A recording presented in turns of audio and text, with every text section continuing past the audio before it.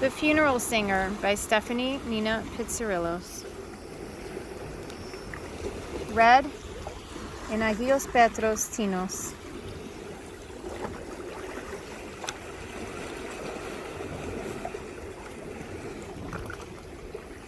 How should I measure the time in here? Its lunar intervals, its star-like bounds. Marina, state of siege. Rena Hadzidakis. It starts with that.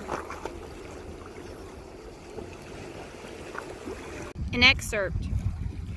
When Zoe stood in the light of the fire behind the old cafe, Vasily saw she was wearing a khaki uniform jacket without any chevrons, an artillery belt around her waist, and, the most memorable of things, pants. Never in his years had Vasily recalled seeing the legs of a woman outlined in such a way outside the home, in fabric that charted the stride of her ankles to the sway of her hips. What was more misplaced was the rifle slung across her back. Vasily remembered his years as a conscript away from his sister, the countless liberated sighs of pleasure whispered into his ear that replaced his sister's cries. 4 years he'd been spared the medley of male sweat and her scent that she dragged into their room when she strolled back home every dawn. Without her by his side, he had allowed himself to taste a bit of life. The act of love produced no guilt. It was not a laborious burden to which he felt indebted. He became a man with Thalia, a daughter of a shepherd from Attica. He had experimented some with Katerina, a very young widow who lived near the Klitoria cave lakes, and so on, until Vasily began to recognize a pattern of endings that brought his sorrow back.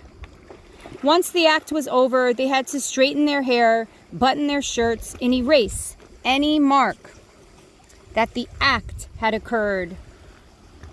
Those women were trespassing into a freedom that was stolen. Zoe, too, flaunted a freedom of her gender that was grounded only in the promise of a revolution.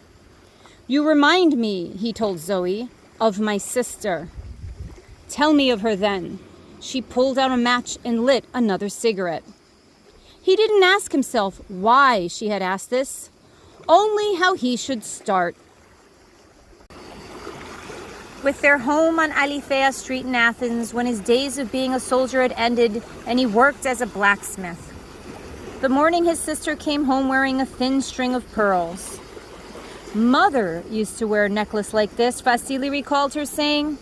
He had pressed a ball of bread against a string beam, sliding it around his plate to mop up the tomato-soaked oil. His eyes he kept on his plate. Outside, Red Cross radio played with a grainy but serious voice that had been speaking since 1922. Next party seeking information concerns Artemis Paleologou, born 1900 in the village of... Vasily had gotten up from the table and closed the window. The radio could still be heard, but the endless names of the vanished Greeks of Anatolia that it called out to became indecipherable. He returned to his plate of beans. Unbothered, his sister continued, giving out a long, breathy laugh. "Mother got the pearls as a gift, from a man who loved her and whom she loved back." She puffed a bit on her cigarette, shook her head, and flicked some ashes into an ashtray that wasn't there. "You, Achmana, you wore them with joy." She pulled the necklace away from her neck, let it fall against her collarbone, then dropped her head onto the table, face first. Into the wood she began to sing, and the pretty girls of Smyrna are hidden still in their family tombs. The smoke of the cigarette seeped out from under her face. He had stopped asking many things. Why she wouldn't marry, what had been the color of their mother's hair, and of course, to stop working.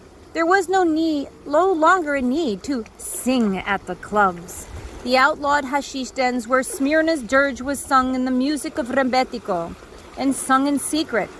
The refugees of Anatolia were reminders that Greece's great idea of irredentism became the great catastrophe. But by the time he had told her this, when he was old enough to bring home money, she was already at the door. Her needs had changed since he was a boy in need of nurturing. She went now to the dens for the music. She went to go back to Smyrna. "I won't leave with you," Vasily told Zoe. "I won't join the war." The campfire lingered in Zoe's eyes. She was an exit, a stroll through a dream of opiates he was too afraid to take. How could he leave? There was a secret he wanted unearthed, and it could only happen at the exhumation. "Where is your sister now?" Zoe asked, ignoring his refusal. He paused to think about how he should answer. The refugees of the dens like Black Mary burning between their lips. They liked the vapors of the nargile to linger a little in their throats before it curled out from the nose. Vasily's sister had been of the camp that preferred the lethargic fog of opium because it numbed the body of its violation by another drawn breath, sustaining a catastrophic life. It was, though, the hourglass shape of the nargile with its Medusa arms that his sister smiled at from across the room, in the dens, not the gentleman in the pinstripe suit always guarding her, caressing the hookah pipe to the rhythm of the dirge Vasily's sister was singing. "One morning, Vasily explained. She never came home. I searched the underground clubs." He had walked up and down Piraeus, ashamed to ask the cafe patrons sitting outside if they knew her, because he knew most of them did. How to find the entrance to a place without a door. He did so by following the bitter smell of familiar smoke, then entering shuttered shops to see if she was there. He never had to speak a word, for by now this tragedy was familiar to the company inside. On his third try, he found a man immersed in a fog of hashish, his eyes fixed on something across the room. Vasily followed his gaze to a shadow hunched over the table covered in a cloud. There she was, cradling a hookah full of opium in a pool of blood from wrists thinly slit. "When I buried her," Vasily told Zoe, "I had the mason chisel the date September 13th, 1922 on her tombstone. Because although that date was 22 years past, this was the date in the hashish den, with the same dirge carried back from Smyrna playing inside its smoky walls. Its song erased a future, made everyday Smyrna, and haunted you until you succumbed to it and died." "She must have had some funeral song then," said Zoe. She squinted her eyes as she inhaled the last flame of the cigarette, then tossed its remains to the ground. "I didn't allow one." He sounded like Plutarch reciting Solonian law, but Vasily had reasoned. It was music that had convinced her to join the other side, not just opiates. So why continue to knife a corpse? "Oh," Zoe shook her head, as if she knew the rest. Since the burial at night, he saw her, as if also to make up for all the years of disappearing into the dens. He would see his sister standing among the scattered, jagged rocks that marked the end of Greece, Cape Tanaron, still 15, and clutching her archaeology books under an arm.